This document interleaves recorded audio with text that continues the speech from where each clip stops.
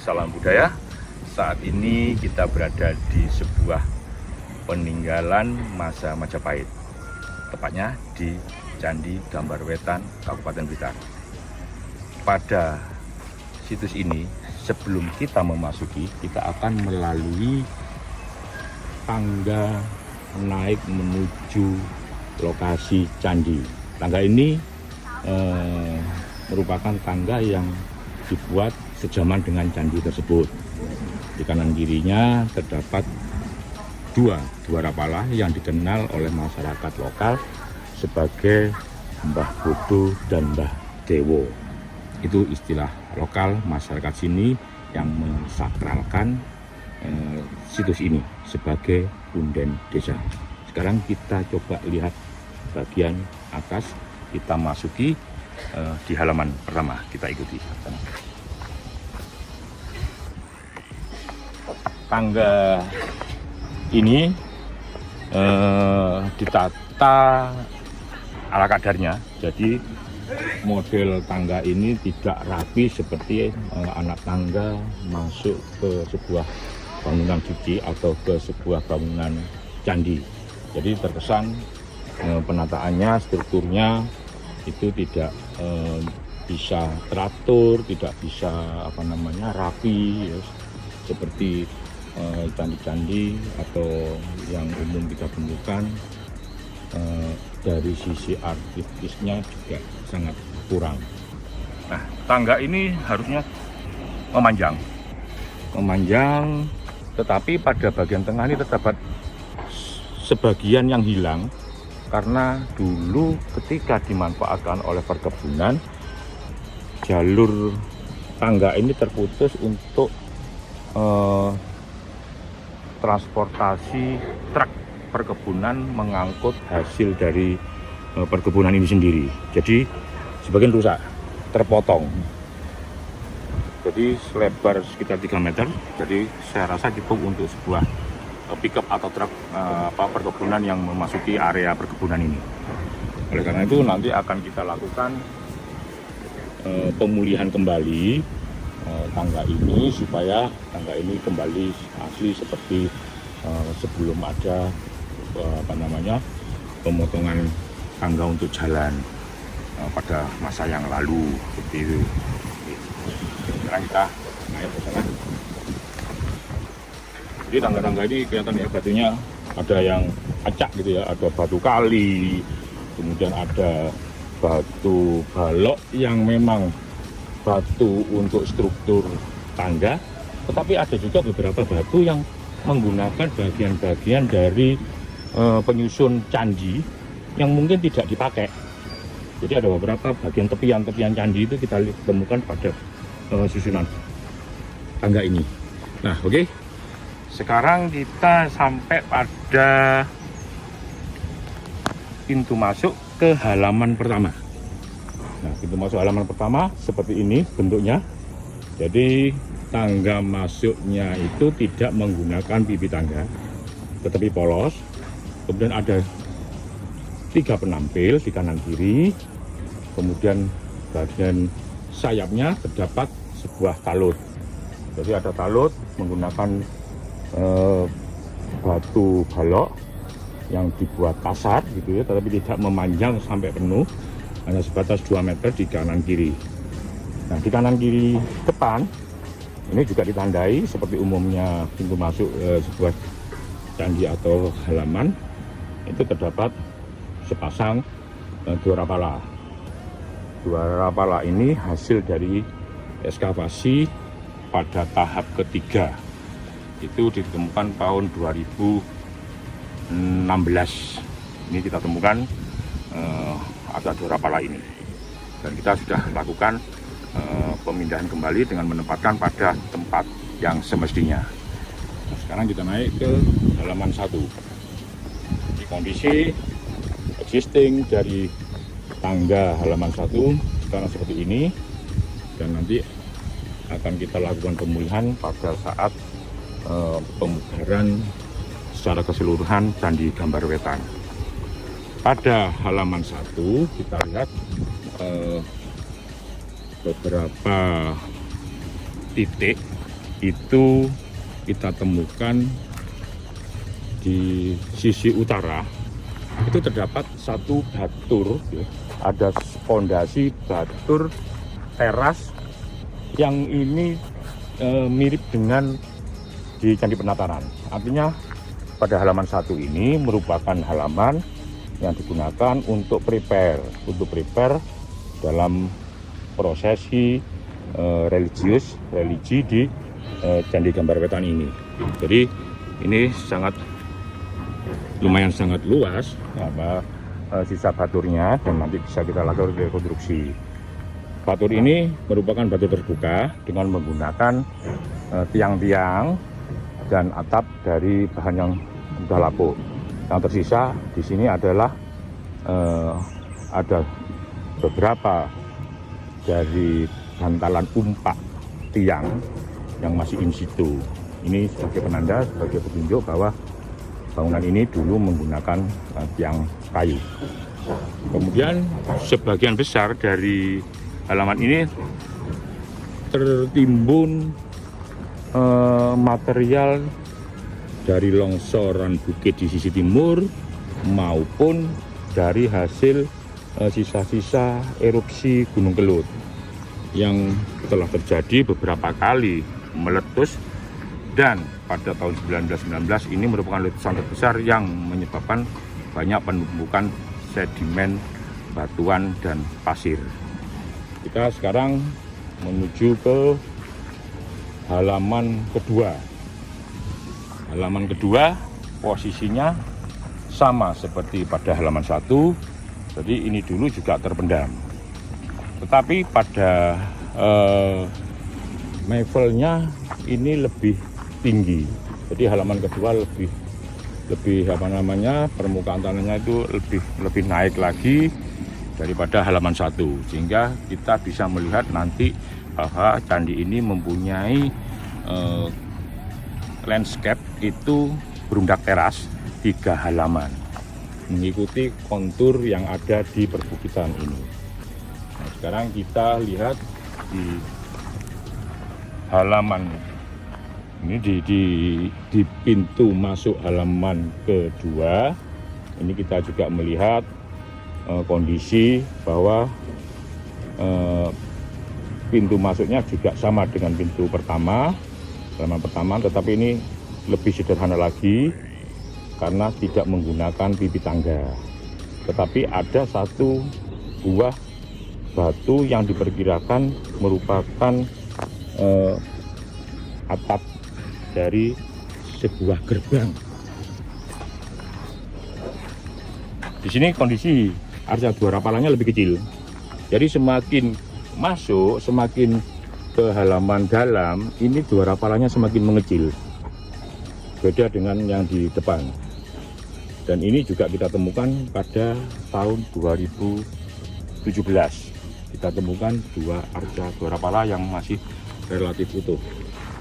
Di sini juga terdapat sebuah angka tahun Jawa. Ini 1287.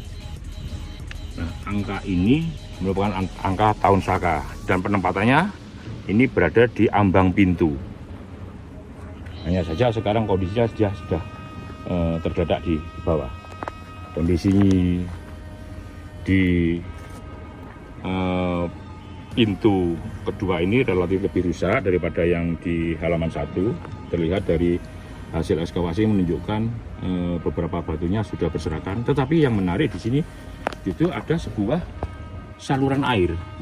Ini kita yang belum tahu, tapi ini kita temukan hanya satu saluran air. Ini jadi saluran air ini pada umumnya pada ujungnya biasanya akan ada jala duara. Nah, jadi artinya ada pembuangan air dari halaman kedua itu masuk ke sini. Tetapi apakah ini in situ atau tidak, kita belum bisa menjelaskan secara ilmiah ya. Kenapa sebuah saluran air itu bisa berada pada sebuah pipi tangga atau konstruksi tangga masuk di halaman kedua. Sekarang kita ke halaman masuk halaman kedua. Kita naik ke sana. Di halaman kedua ini dari hasil ekskavasi sementara kita temukan satu buah struktur yang dimensinya lebih kecil daripada yang berada di halaman 1. Karena di bagian halaman kedua ini juga masih terdapat sebuah prepare juga gitu ya, untuk mempersiapkan di dalam pelaksanaan prosesi keagamaan di Candi Induk nantinya. Tetapi ini dimensinya kecil, jadi artinya bahwa ini tidak begitu banyak menampung banyak orang, dan ada beberapa batu yang diperkirakan merupakan hasil susun coba dari masa Belanda, sehingga ini agak mengacaukan bentuk daripada batur yang asli. Tetapi batur yang asli kita temukan berukuran 2,5 kali 2,5 meter. Ini yang kita temukan sementara pada halaman kedua. Nah, sekarang kita masuk ke halaman ketiga sebagai halaman utama, halaman paling suci. Di sini terdapat dibatasi oleh sebuah talut panjang, tersusun atas batu-batu balok sampai ke utara. Ada beberapa bagian ngejak, kemudian tangganya juga relatif sederhana, hanya menggunakan satu buah penampil, tidak menggunakan pipi tangga.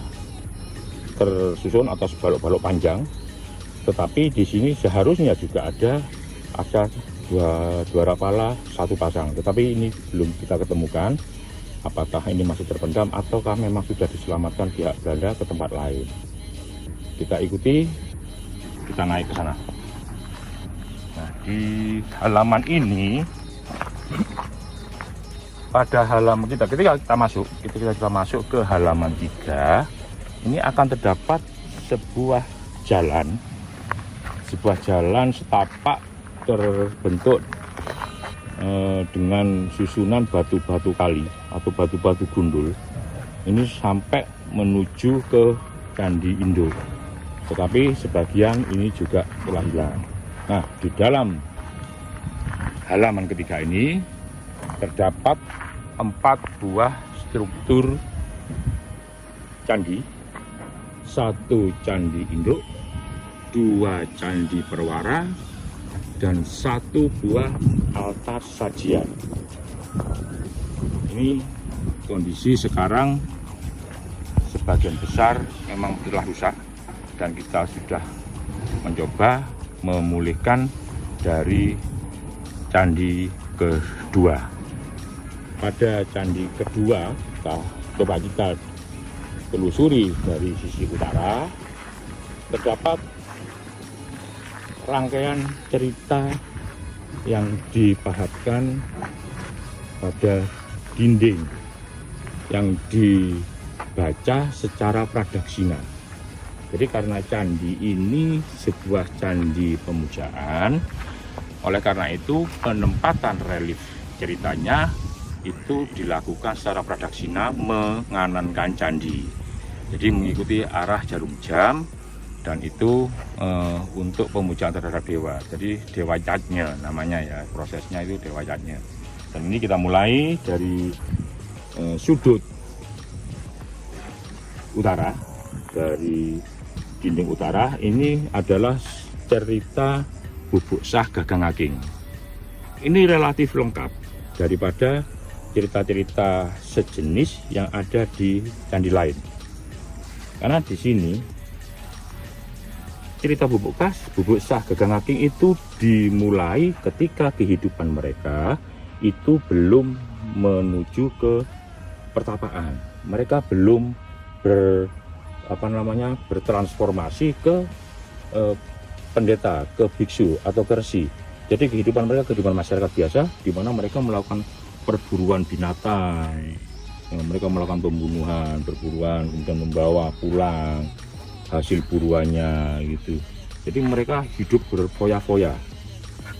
Ketika suatu saat mereka berubah pikiran, berdua ini berubah pikiran, bersaudara ini berubah pikiran untuk mengubah atau berhijrah, istilahnya ya sekarang itu berhijrah, mereka masuk ke dunia religi.